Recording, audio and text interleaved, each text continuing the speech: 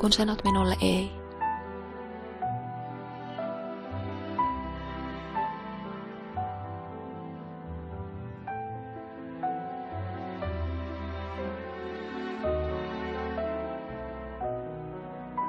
Kiitän, Herra, kun sanotte minulle ei. Pyynnöilleni, joita minun ei pitäisi pyytää, rukousteni kautta. Monet pyytämistäni siunauksista, arvostus, varallisuus, nautinnot olisivat ehkä minulle piikkejä sillä tiellä, jonka annoitte minulle kuljettavaksi.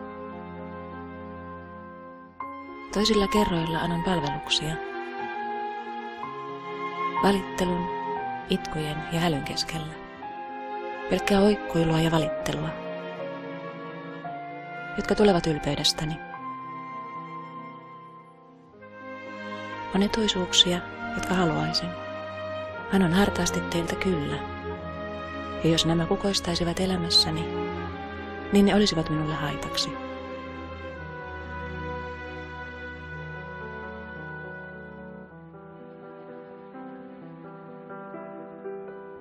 Useissa tilanteissa anon hellyyttä, löytämättä mistään seuraa.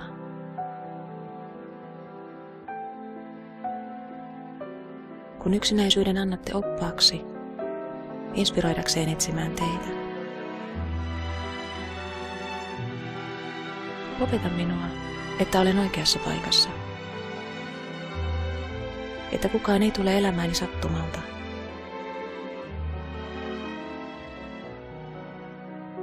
Että nautin nyt parhaasta ajasta, keittääkseni itseäni kaikessa, mitä tarvitsen.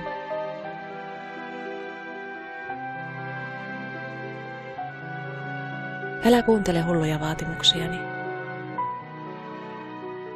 vaan tee minut näkemään, että tulen saavuttamaan enemmän kuin tarvitsen, jos vain velvollisuuteni täytän.